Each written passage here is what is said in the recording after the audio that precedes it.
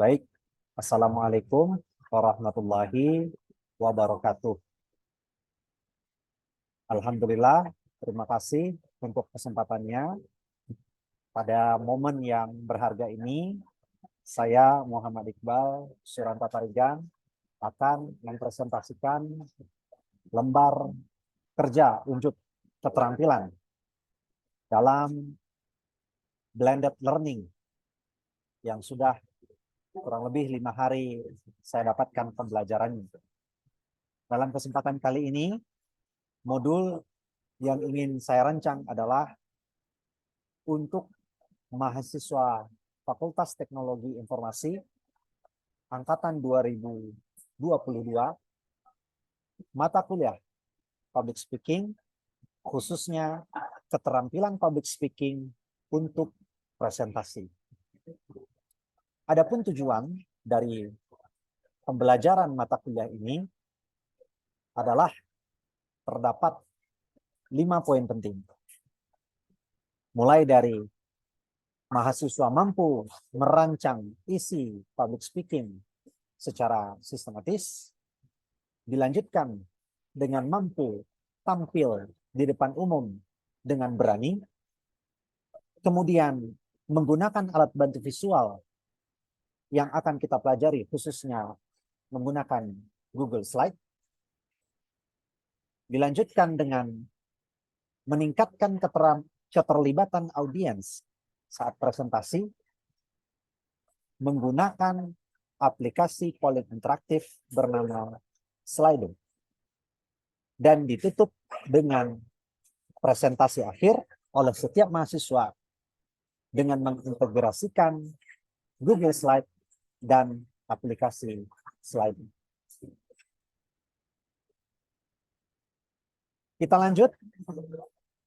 Adapun karakteristik dari audiens yang akan saya hadapi tentu memiliki keunikan dan kekhasan tersendiri, yakni para mahasiswa Fakultas Teknologi Informasi yang secara umumnya terbiasa dengan kemampuan berpikir runut, logis, dan sistematis.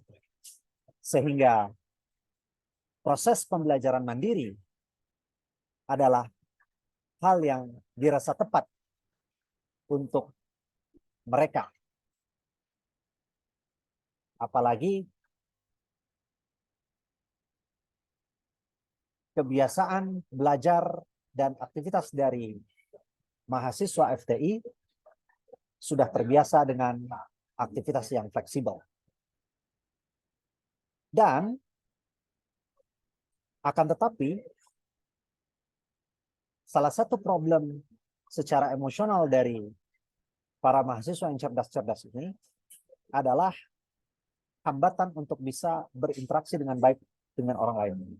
Sehingga selain dibutuhkan pengalaman belajar yang beragam secara mandiri, untuk tetap mengimbangi fleksibilitas cara belajar mereka, maka tetap diperlukan pembelajaran tatap muka yang memungkinkan ada ruang diskusi dan kolaborasi untuk melatih kemampuan sosial mereka, khususnya dalam hal berkomunikasi.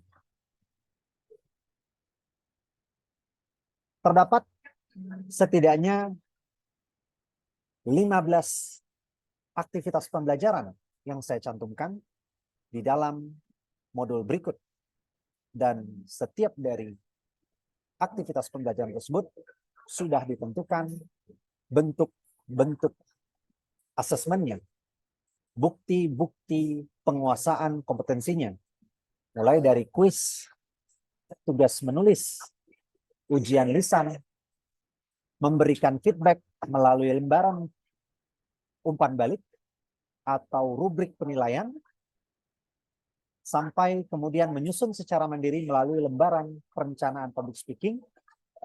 Dan tidak lupa akan ada refleksi tertulis dari setiap aktivitas-aktivitas tatap muka yang akan kita laksanakan ke depannya. Mudah-mudahan dengan beragam bentuk asesmen ini dapat melatih berbagai kemampuan komunikasi, public speaking, dan presentasi dari mahasiswa FTI, baik secara pasif maupun kemampuan berkomunikasi secara aktifnya. Selanjutnya, 15 aktivitas pembelajaran kita telah tuangkan di dalam rangkuman materi pembelajaran, di mana terdapat dari 5 tujuan belajar itu dapat kita peras dalam 3 topik utama dengan kurang lebih terdapat 15 aktivitas pembelajaran. Dan masing-masing dari 15 aktivitas pelajaran tersebut terbagi atas aktivitas sinkronus dan asinkronus yang kurang lebih kira-kira proporsinya cukup seimbang.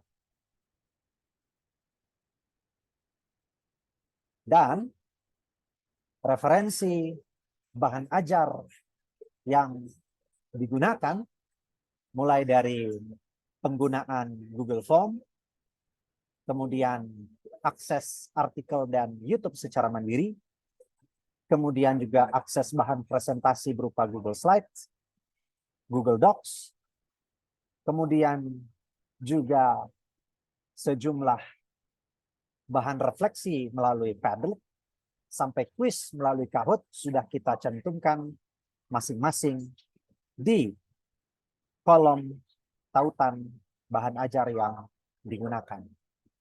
Dan tidak lupa, selalu ada durasi yang telah ditentukan dari masing-masing aktivitas baik secara sinkronus maupun asinkronus.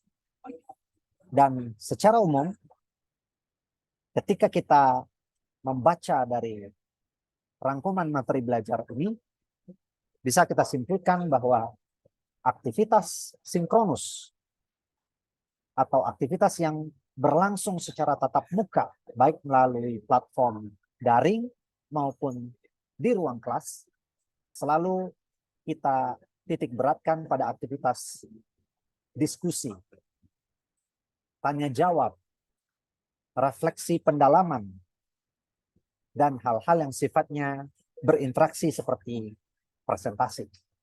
Sementara aktivitas seperti menulis, membaca, kemudian juga menonton bahan-bahan pengantar dan bahan-bahan yang dasar, itu kita titik beratkan pada aktivitas pembelajaran secara mandiri. Jadi Bapak Ibu bisa nanti cek dari masing-masing aktivitas sinkronus maupun asinkronus, pada umumnya itu memiliki kecenderungan aktivitas masing-masing. Jadi Bapak Ibu, secara umum terdapat 3 materi besar yang akan kita pelajari ke depan dengan 15 aktivitas seragam pembelajaran dan diimbangi dengan aktivitas sinkronus maupun juga asinkronus. Di mana sinkronus adalah aktivitas yang sudah kita titik beratkan pada aktivitas yang membutuhkan interaksi secara langsung, dialog, refleksi, dan tanya jawab. Sementara aktivitas asinkronus kita coba sesuaikan pada aktivitas yang bisa melibatkan pembelajaran mandiri seperti membaca, menulis, dan menonton. Termasuk asesmen berupa kuis. Dan terakhir, Bapak Ibu, referensi belajar baik dari buku maupun dari tontonan YouTube sudah kami cantumkan di sini sehingga Bapak Ibu bisa eksplor sebelum kita memulai pembelajaran. Demikian presentasi dari RPP yang dapat saya sampaikan. Mohon maaf apabila terdapat kesalahan, saran, komentar. Kami tunggu Bapak Ibu setelah sesi berikut. Terima kasih. Assalamualaikum warahmatullahi wabarakatuh.